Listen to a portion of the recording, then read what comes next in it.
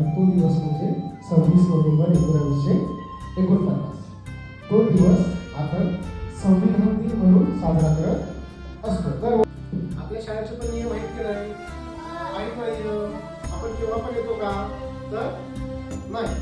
शाळेचे काहीतरी नियम आहेत. शाळेत मुख्याध्यापक कोण असायला पाहिजे, शिक्षक कोण असायला पाहिजे, पहिलीला कोणते विद्यार्थी राहतील, दुसरीला कोणते विद्यार्थी राहतील, तिसरी आणि चौथीला कोणते विद्यार्थी राहतील, असे नियम आहेत की नाही?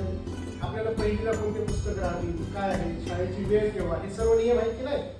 त्या नियमानुसारच आपली शाळा चालते ना.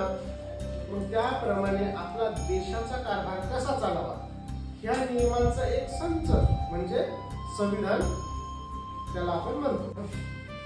तर आपल्या संविधानाच्या बाबतीत ऐतिहासिक दृष्ट्या असे 2 दिवस आपले महत्वाचे आहेत.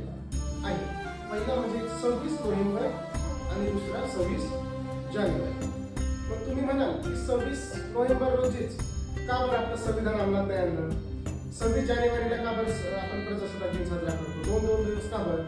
तर त्याचं एक ऐतिहासिक महत्व असं आहे की 26 जो काही जानेवारी हा दिवस आहे तो 1929 साली लाहोर येथे काँग्रेसचे अधिवेशन झाले.